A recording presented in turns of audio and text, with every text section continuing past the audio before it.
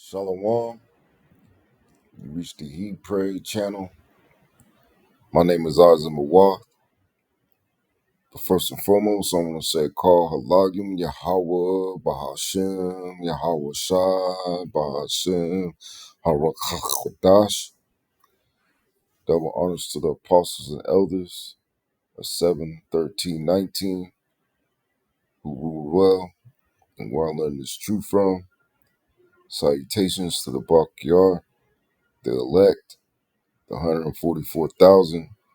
That's 12,000 men from each of the 12 tribes of Israel. The 12 tribes of Israel consist of you so-called blacks, Latinos, and indigenous of America. The 144,000 being the governing body within the one-third.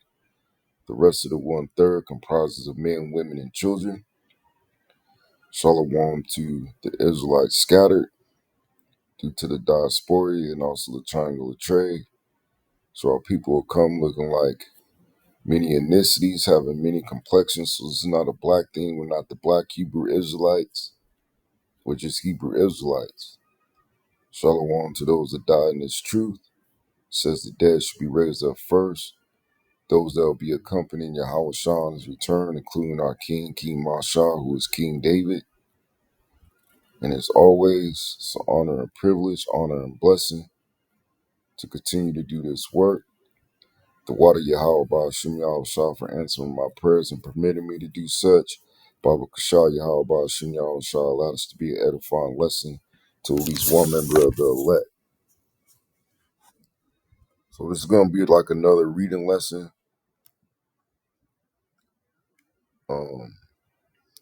I was looking for a video though. It was on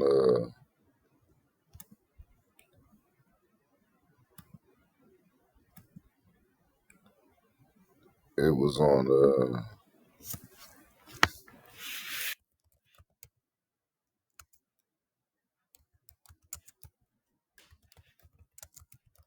it was about the the press conference that he had a few days ago.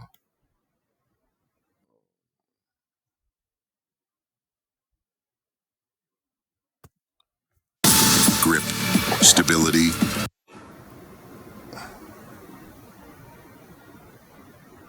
Which I wish I could get to the point. I don't know where the point is in this particular video. The video I had was a clip from Times of India, but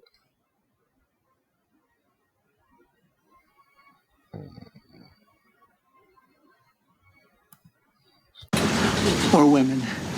He said, we have 3,500. We need more. You don't need more. That's so many. I never heard. That's like an army.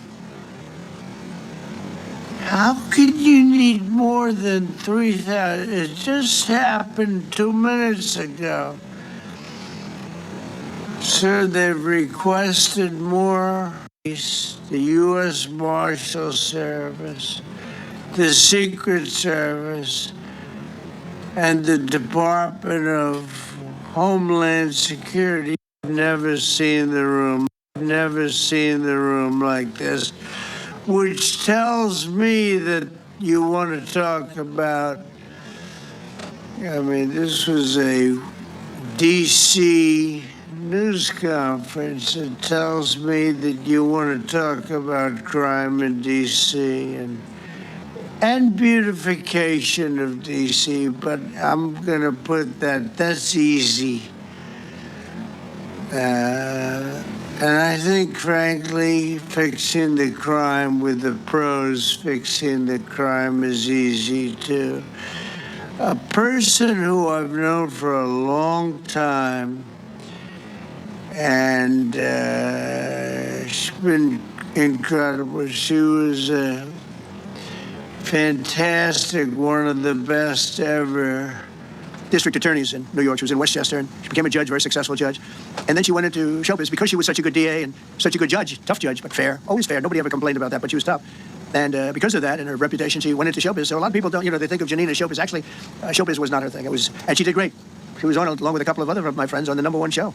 And thank you, Madam Attorney General, and to all my partners here. We all want the same thing. We all want a safe city. We want a safe capital. We want to be able to bring our families here. We want to be able to come and enjoy the history that makes this place great. And unfortunately, we are not in that position right now. And Mr. President, I want to thank you for taking the step that we need right now to make criminals understand that they are not going to get away with it anymore. And I'm not going to stand here and go over and over the cases. But what I can tell you is this. I see too much violent crime being committed by young punks who think that they can get together in gangs and crews and beat the hell out of you or anyone else. They don't care where they are. They can be in DuPont Circle, but they know that we can't touch them. Why? Because the laws are weak. I can't touch you if you're 14, 15, 16, 17 years old and you have a gun. I convict someone of shooting another person with an illegal gun on a public bus in the chest. Intent to kill? I convict him. And you know what the judge gives him? Probation. Says you should go to college. We need to go after the D.C. Council and their absurd laws. We need to get rid of this concept of, no cash bail. We need to recognize that the people who matter are the law-abiding citizens. And it starts today. But it's not going to end today because the president is going to do everything we need to do to make sure that these emboldened criminals understand we see you, we're watching you, and we're going to change the law to catch you. And my final note is this. These kids understand that the jurisdiction is through the state attorney general, Brian Schwab. I did a poster of the young man from Doge who was beaten bloody with a severe concussion, a broken nose. And then I did a poster of what happens to those kids because I can't arrest them. I can't prosecute them. They go to family court and they get to do yoga and arts and crafts. Enough. It changes today. Thank you, Mr. President. You're welcome. Great job. Thank you. If I could, I just signed some executive orders. I'd like to have Will please come up and we'll let the people know what we signed. Do you want to put them down? Yes, sir. Go ahead. A short while ago in the Oval Office, President Trump signed two crucial executive actions to deal with the emergency crime conditions we currently face in the District of Columbia. The first of these was an executive order, as President Trump said before, invoking his powers under Section 40 of the Home Rule Act to take federal control of the D.C. Metropolitan Police Department. Along with that executive order, President Trump signed the statutorily required notification letters to Mayor Bowser and to the relevant House and Senate committee leaders. The second major executive action that President Trump signed was a presidential memorandum directing the Secretary of Defense to utilize the National Guard to address the conditions we see on our streets here in D.C. It also authorized the Secretary of Defense to work with state governors to utilize their National Guard units if necessary as well. These are bold, decisive steps intended to combat the out-of-control crime conditions we've seen on D.C. streets for far too long, and I, for one, am deeply proud to be part of an administration that's finally coming to terms with these issues, sir. Thank you very much. Sir. Thank you. So, just to conclude, Washington, D.C. should be one of the safest, cleanest, most beautiful places anywhere in the world. It was years ago. We had one problem that was a pretty big problem. The radical left got out of control, and they started trying to rip down statues, and they said, let's go pass a law real fast. We're going to do it real fast, but we were blocked by the Democrats who do not want safety. Nobody gets it. I don't get it. They don't get it. Be standing up here on subjects. Does anybody have a question of them? And then you guys can leave. Okay, a question. Brian, go ahead. Thank you, Mr. President. All right. And by the way, this is only on D.C., and then they're going to leave because it's unfair to have them stand up here all day long. Brian. I've got two questions for you. First, about D.C. This is personal for me as well. Last year, I was robbed on the streets by one of these teenage thugs. Had a gun, got away with it. Let's talk about the effort that between law enforcement, prosecutors, and judges, because it's a recycling belt that these kids go. They don't fear the police. They know. If you talk about how we've got to get these judges and put these kids behind bars, right. Adult crimes deserve adult penalties. And my second question, I'll have you answer that, please. You want me to answer? Whoever wants to. Okay. It's real. Do you want me to answer? Here's the problem. Assuming that they're 17 years, older than 17 years old, I can get the case. If they're under 18 years of age, I can only get the case if it's murder, rob one, rape, or even if they shoot a gun but don't kill you, I can't get it. So the law has to be changed. As the president said, cashless bail. That has to be changed. All right, then, even assuming I get the case, I get jurisdiction, I get a conviction, the D.C. Council has given the judges the ability to give probation on shootings. And so then it's up to them. All of these things, the Youth Rehabilitation Incarceration Reduction Act, and now they want to seal records. So if we work hard, we get a conviction, they want to wipe it out. So that needs all to be changed. Okay, Mr. President. Pam, would you answer that? Yeah, and just back to that topic. Let's be clear, though. We're going to charge them, and we're going to track every single thing they do throughout every step of the court process and report back to you and let all of you know what's happening to them. Because the people who are prosecuting them, the judges who are trying them, they also need to be held accountable. Mr. President, this is the most people we've ever seen in this briefing. I've never seen ever, right? I've never seen any. Where's Caroline? Where's my superstar? Caroline. Is Caroline in the back? Where's Caroline? Come here, Caroline. Come here, Caroline. Come here. Is she doing a good job, by the way? Come here. Is this the largest crowd that you've ever seen? This is definitely the most packed briefing, and I think all of you would agree. I think it's why we need to build a ballroom. So, there's a lot of people that say Trump is Nero coming back. So I'm going to read about Nero a little bit before I go to Copilot. It says, Nero Claudius Caesar Augustus Germanicus, born Lucius Domitius Ahenobarbus, 15 December AD 37 to 9th June AD 68, was a Roman emperor and the final emperor of the Julia Claudian dynasty, reigning from AD 54 until his death in AD 68. Nero was born at Antium in AD 37, the son of Genius Domitius Anobarbus and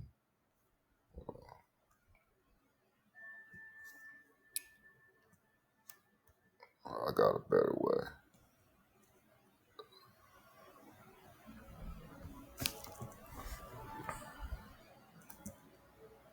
Nero was born at Antium in AD 37, the son of Gnaeus Domitius Ahenobarbus and Agrippina the Younger, great-granddaughter of the Emperor Augustus. Nero was 3 when his father died. By the time Nero turned 11, his mother married Emperor Claudius, who then adopted Nero as his heir. Upon Claudius' death in AD 54, Nero ascended to the throne with the backing of the Praetorian Guard and the Senate.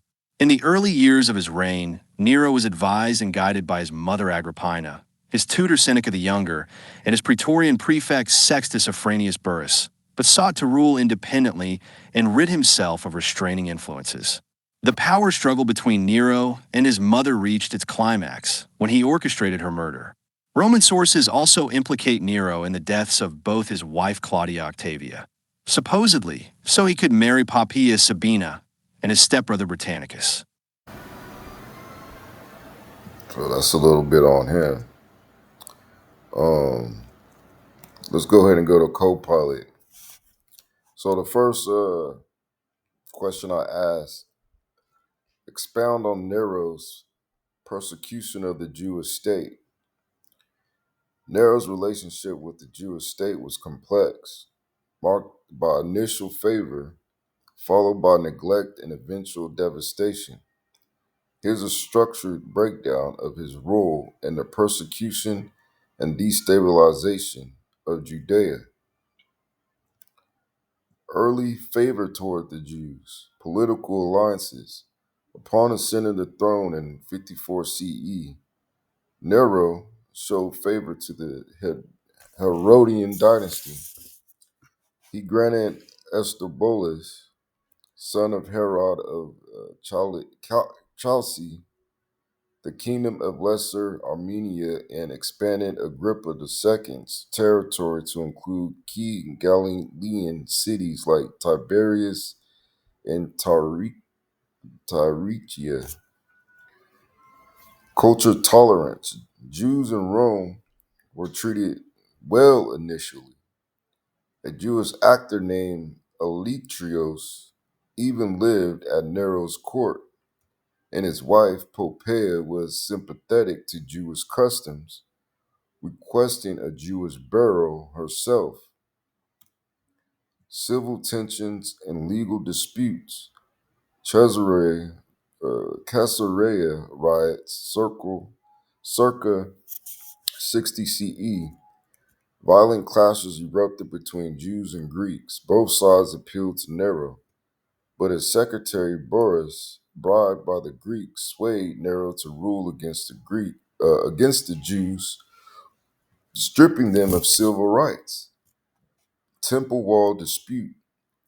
When Jews built a wall to block Agrippa's II's view into the temple courts, Roman procurator Festus ordered its removal.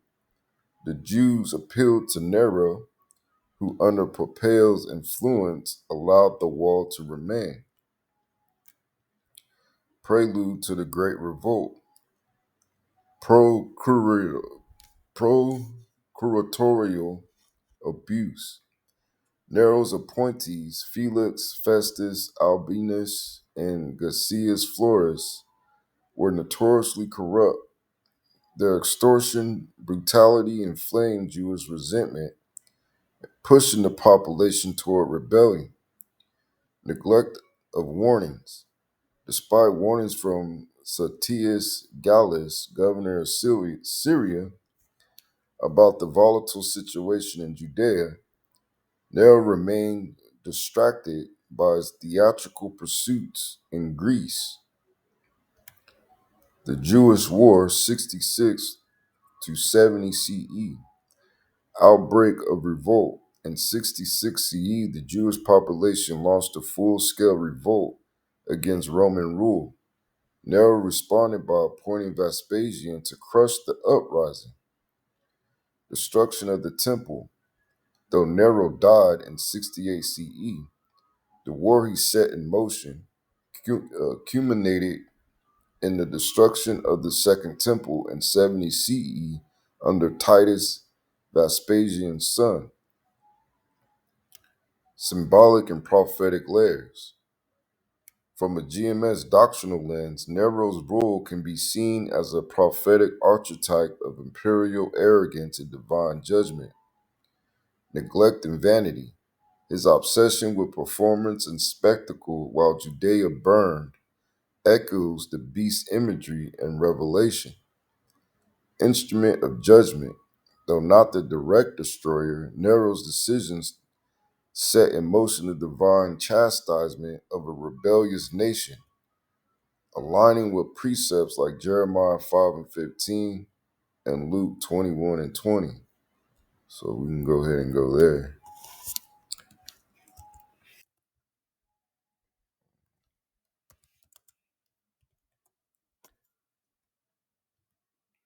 Let's see what it says. It says judgment proclaimed. I'll start at Jeremiah 5 and 14. Wherefore, thus saith Yahweh, the power of hosts, because you speak this word, behold, I will make my words in thy mouth fire, and this people wood, and it should devour them. Lo, I will bring a nation upon you from far, O house of Yashar'Allah, saith Yahweh. It is a mighty nation, it is an ancient nation, a nation whose language thou knowest not, neither understandest what they say, which is dealing with the Romans.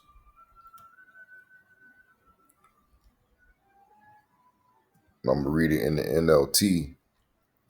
Jeremiah 5 and 14. Therefore this is what Yahweh, the power of heaven's army, says, because the people are talking like this, my messages will flame out of your mouth and burn the people like kindling wood. Because of us preaching this word, man. It's either gonna stir your mind to react to it in a positive way, or it's gonna burn you, man. Like someone hurting your feelings. Uh, Verse 15, O Yashar'Allah, I will bring a distant nation against you, says Yahweh. It is a mighty nation, an ancient nation, a people whose language you do not know, whose speech you cannot understand. Let's go into here.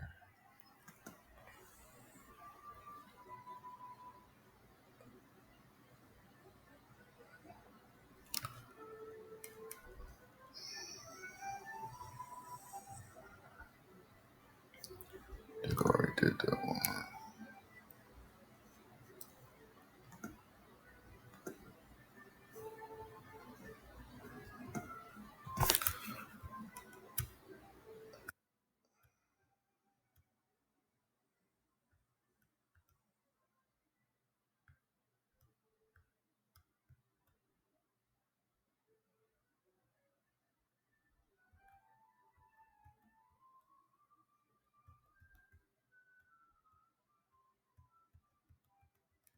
I'm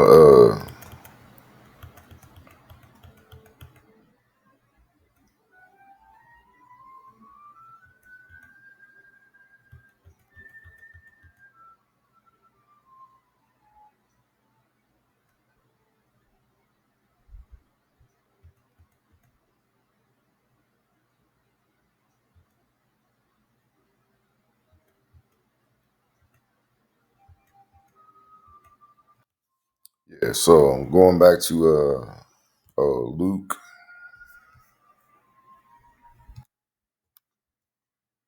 But if I'm not mistaken, it's talking about America. It says right here, Babylon.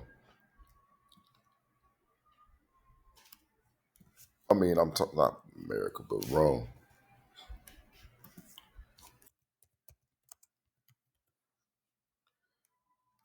This is Luke chapter 21, verse 20. It says, and when ye, now this happened, to clarify this scripture, this happened 2,000 years ago, which this is talking about what we're reading about. It says, and when you see Jerusalem, Luke chapter 21, verse 20, and when you see it's like a Jerusalem surrounded by armies, then you will know that the time of its destruction has arrived, right? And that's what you're seeing with this whole Donald Trump and DC, the whole DC thing going on right now. So my next question on Copilot says, gather all important and validated resources on his initial favor, neglect, and eventual devastation. Also, important points on the recording of Josephus and other historians of that time period. Here's a comprehensive synthesis of validated resources on Nero's relationships with the Jewish state, his initial favor, subsequent neglect, and the devastation that followed, alongside key historical recordings from Josephus and other ancient historians. Initial favor toward the Jewish state. Key events and sources: Herodian patronage. Upon his ascension in 54 CE, Nero granted Estobulus, Herod of Chalcis' son, the kingdom of Lesser Armenia and expanded Agrippa II's territory to include Galilean cities like Tiberias and Tarichia. Jewish presence at court. A Jewish actor named Alaturas lived at Nero's court and was a favorite, facilitating Jewish appeals to the emperor. Let me see. I'm trying to think of somebody equivalent today that's a Jake that probably Mike Tyson. You know, I believe him and Mike Tyson were friends back in the day.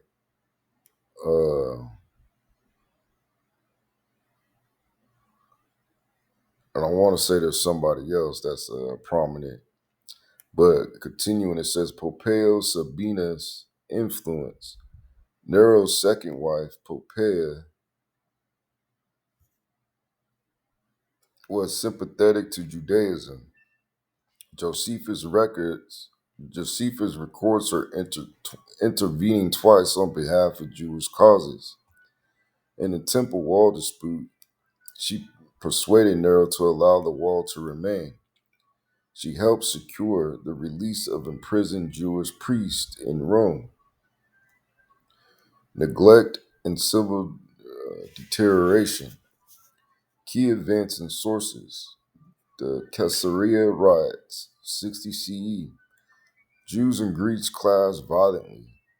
Both appealed to Nero, but his secretary Burrus, bribed by the Greeks, swayed Nero to rule against the Jews, stripping them of civil rights. Procuratorial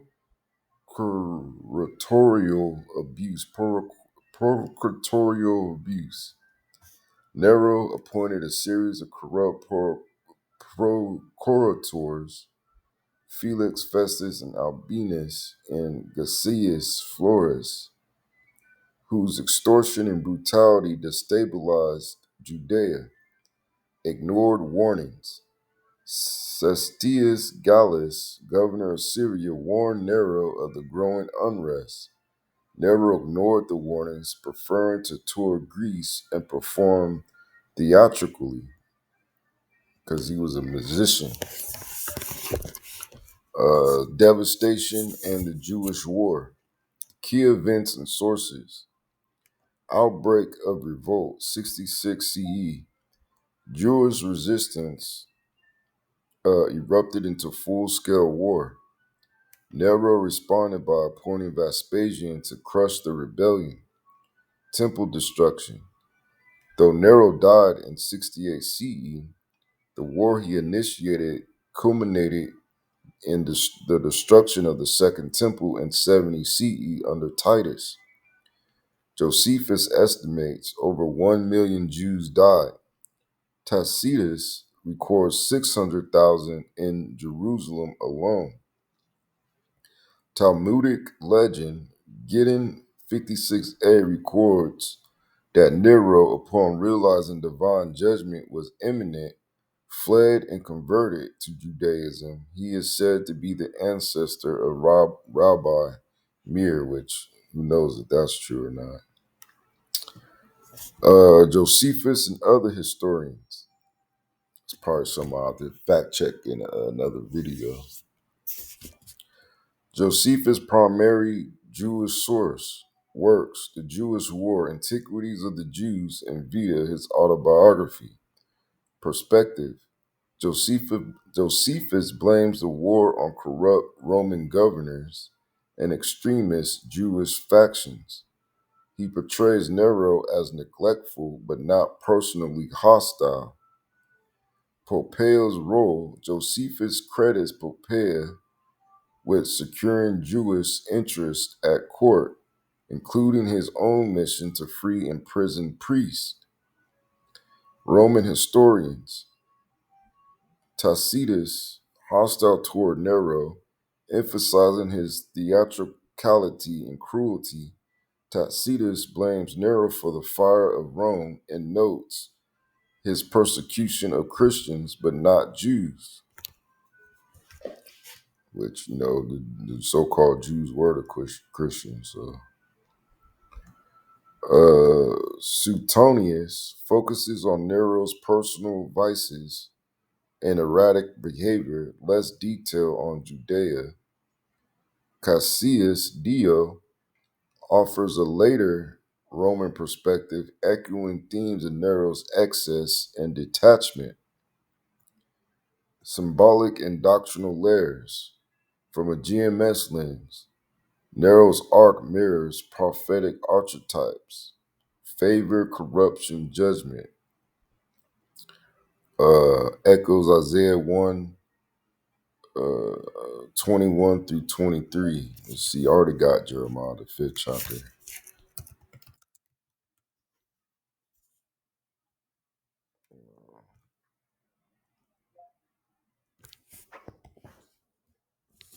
This is Isaiah chapter 1, verse 23. It says, see now, or see how Jerusalem, once so faithful, has become a prostitute.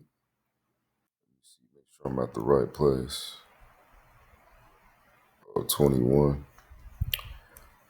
All right, 21 through 23. Okay. See how Jerusalem, once so faithful, has become a prostitute. One, check the cable connection in the settings of the source device. 2, press source below to select the connected source. Connection type button. It says, once the home of justice and righteousness, she is now filled with murderers. Once like pure silver, you have become like worthless slag. Once so pure, you are now like watered down wine. Your leaders are rebels, the companions of thieves. All of them love bribes and demand payoffs, but they refuse to defend the cause of orphans or fight for the rights of widows. Instrument of wrath, Ezekiel 25:14 is quoted in Talmudic legend as a divine oracle to Nero, suggesting he was a tool of judgment against Edom, Rome. Let's see what it says.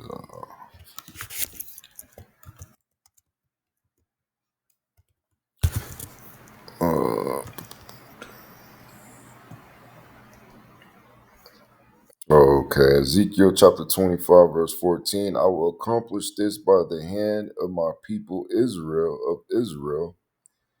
They will carry out my vengeance with anger. And Edom will know that this vengeance is from me, I, the sovereign power, have spoken, which this is going to happen soon. So let's go to the next question. I said, now contrast parallels between Trump and Nero and his initial favor through pardons and promises to the so called black community. Also, the neglect concerning executive orders that have undermined the so called black community, as well the eventual devastation by ordering the military for high crime ridden cities across America, extrapolating from recent speeches and interviews. Then it tells me what it's doing. Our initial symbolic gestures and political optics. Nero comparing Trump. Okay, this is Nero. Granted territory to Herodian rulers, Agrippa II, Aristobulus. Trump pardoned high profile black figures, Lil Wayne, Kodak Black, Kwame Kilpatrick. Nero allowed Jewish appeals via Propel Sabina. Trump promoted the Platinum Plan, promising economic investment, education reform, and criminal justice changes.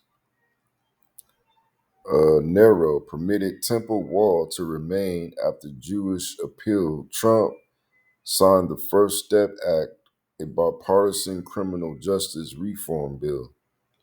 Analysis. Both leaders used symbolic gestures to curry favor with minority groups. Nero will Nero with Judean elites, Trump with black celebrities and voters. These gestures were often transactional and lacked structural depth. Neglect. Executive orders undermining structural equity, which equity meaning fairness. Nero ignored warnings from Satius Gallus about unrest in Judea. Trump repealed key civil rights protections via executive orders. Ended Executive Order 11246, Equal Employment Opportunity. Rescinded Executive Order 12898, Environmental Justice in Minority Communities. Ordered colleges to submit race related admissions data, undermining post affirmative action equity. Appointed corrupt poor curators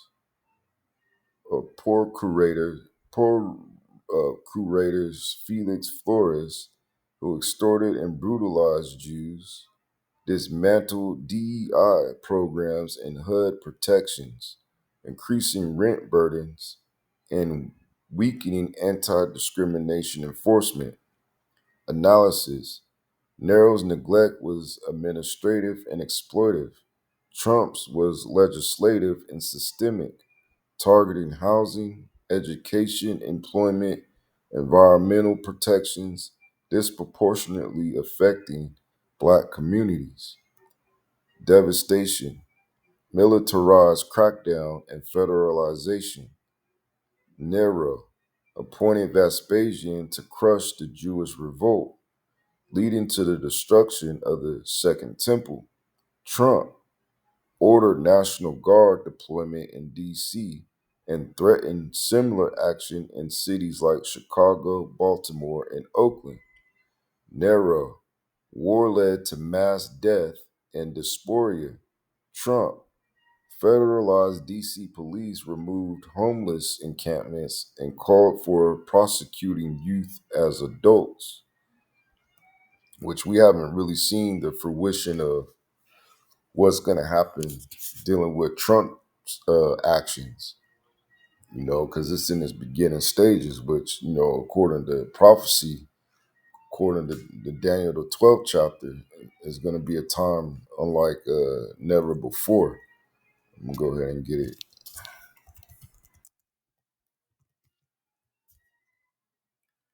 This is Daniel chapter 12, verse 1, and this is the NLT, the end of the time of the end.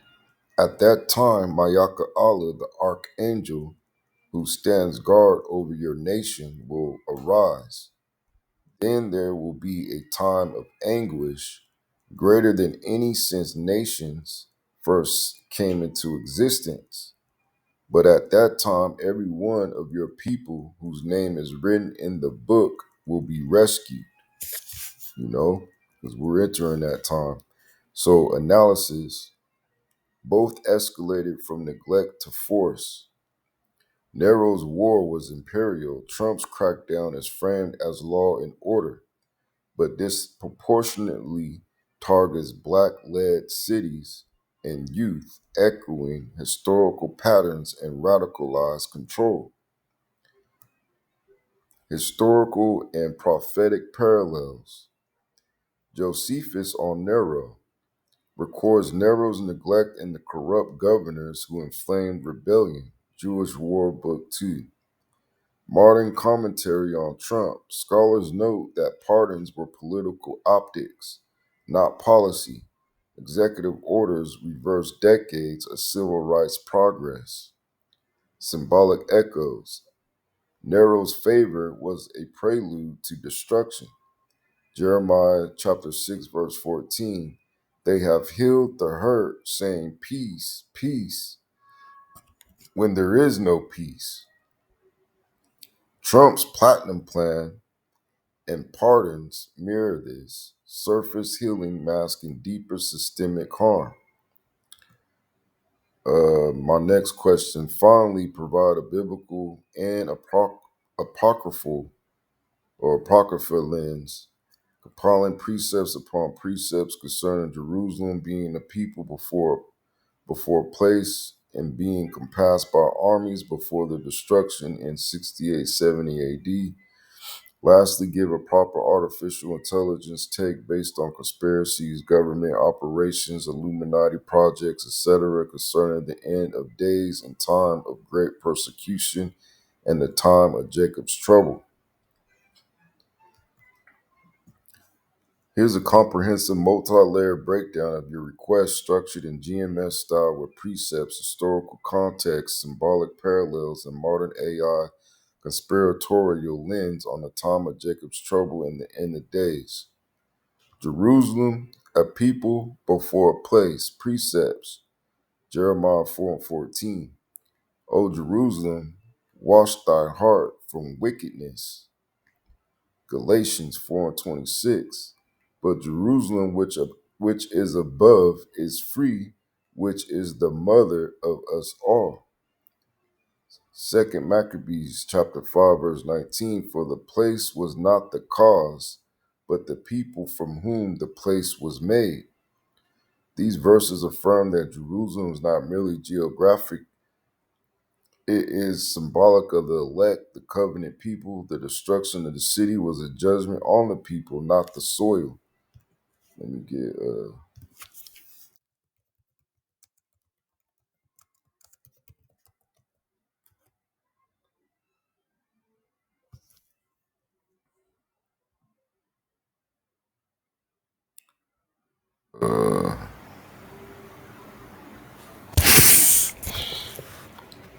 bear with me real quick.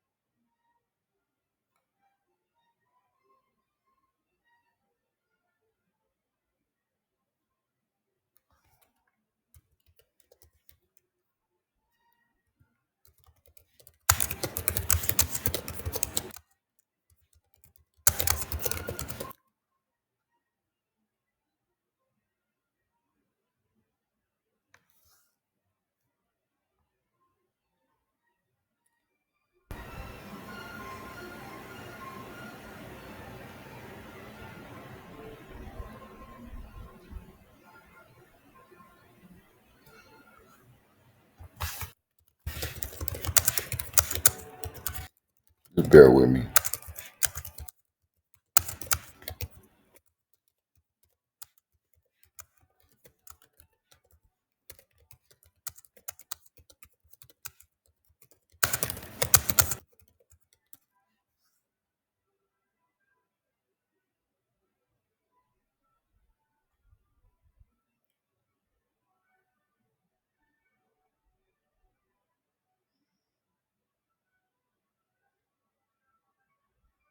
Well, if I find the scripture, I believe it's in the New Testament.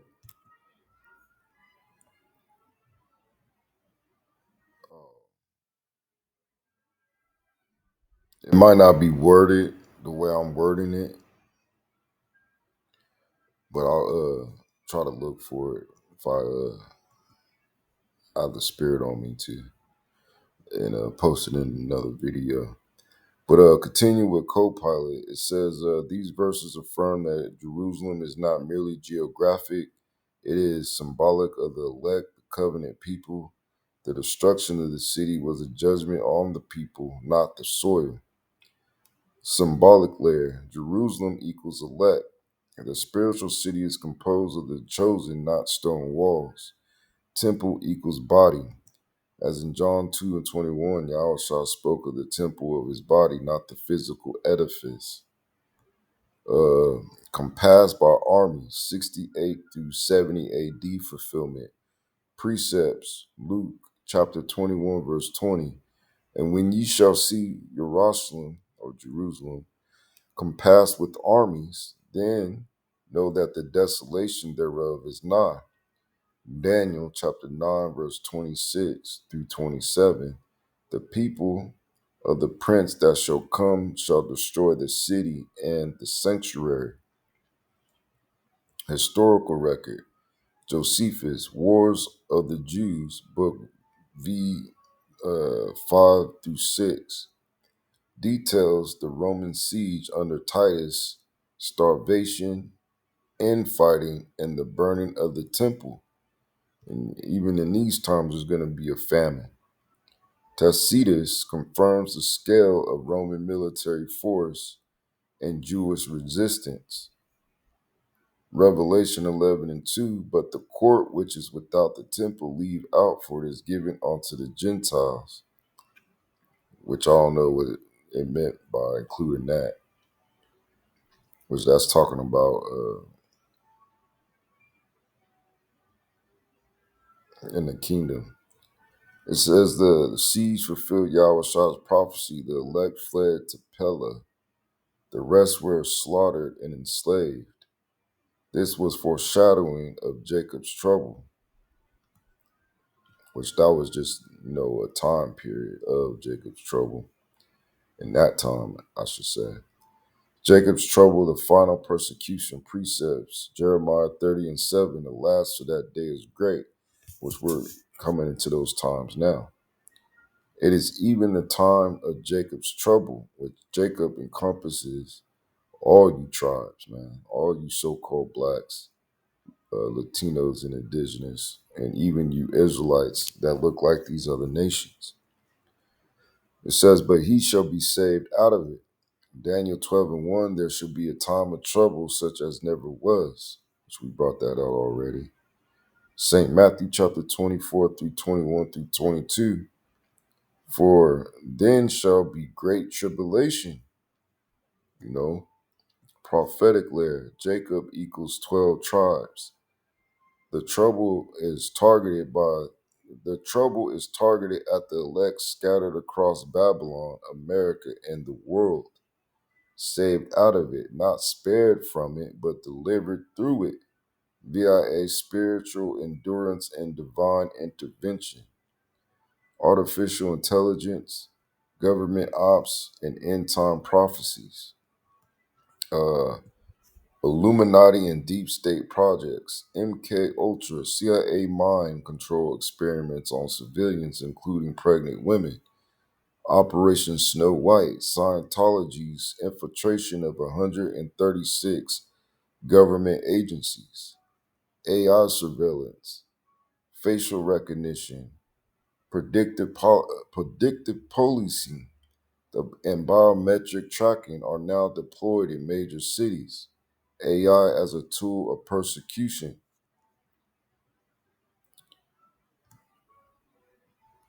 It says, Doomsday Clock moved closer to midnight due to AI's role in misinformation and military escalation. AI dystopia forecast. Former Google exec predicts 15 years of AI driven societal collapse starting in 2027. Military deployment. Trump's speeches suggest federalized crackdowns in high crime cities, echoing Roman tactics against Judea. Precepts for discernment. Revelation 13, chapter 13, verses 15 through 17. And he had power to give life unto the image of the beast, cause that as many would not worship should be killed. Just paraphrasing. Second Ezra chapter 16, verses 70 through 73. For there shall be in every place a great insurrection upon those that fear Yahweh Shai. It says AI is not the beast, it is the beast tool.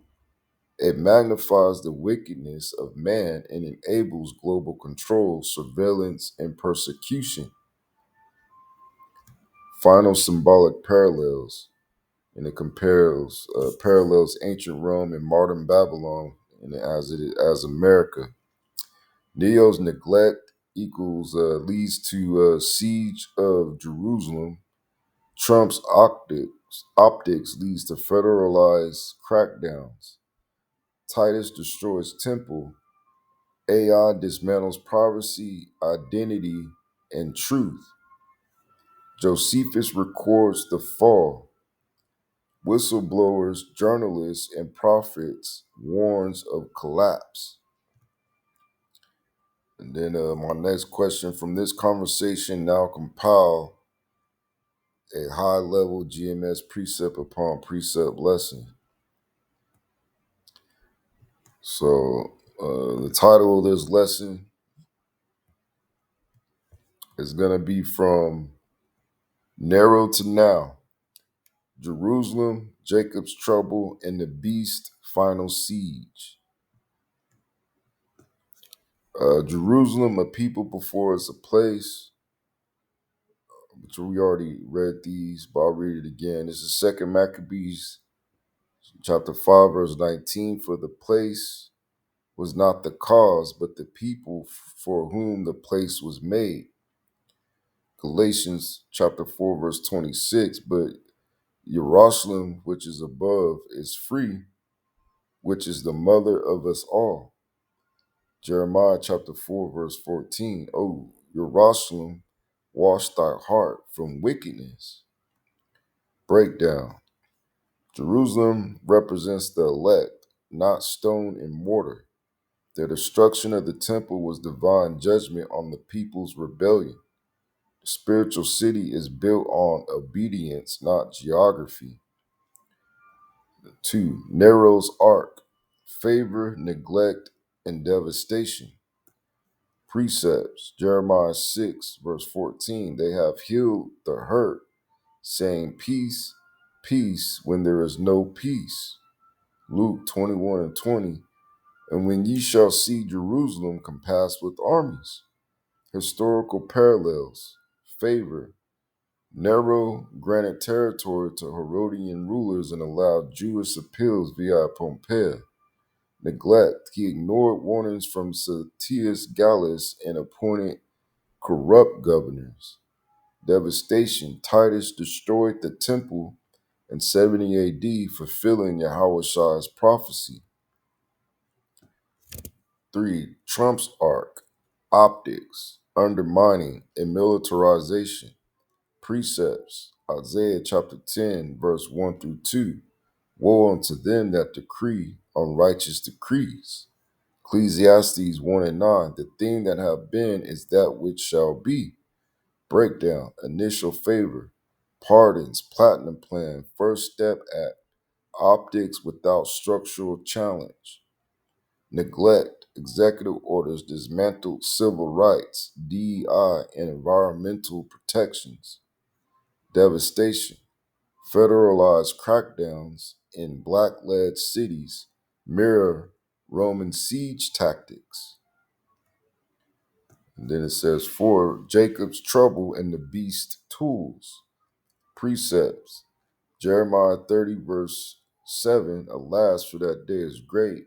It is even the time of Jacob's trouble. Revelation chapter 13, verse 15 through 17, he had power to give life unto the image of the beast. Second Ezra chapter 16, verse 70 through 73, there shall be in every place a great insurrection. AI and conspiratorial layer. MK Ultra Operation Snow White and predictive policing show historical precedent for covert control. AI is now used for surveillance, biometric tracking, and misinformation warfare. The beast system is digitized. AI is its neural net, not its soul. Symbolic parallels and final warning. Paralleling ancient Rome and modern Babylon. Uh, Nero's neglect leads to siege of Jerusalem. Trump optics leads to federalized crackdowns. Titus destroys temple. AI dismantles privacy, identity, and truth. Josephus records the fall. Prophets warn of collapse and persecution. Final precepts, Isaiah chapter 59 through 15. Yeah, truth faileth, and he that departeth from evil maketh himself a prey. St. Matthew chapter 24, verse 22. And except those days should be shortened, there should no flesh be saved. Application for the elect. Discern the optics. Not all favor is salvation. Prepare spiritually. Jacob's trouble is not coming, it's intensifying. Teach boldly. Warn the flock with layered truth. Historical, prophetic, symbolic. So that's the end on this session. I hope it lived up to your expectations.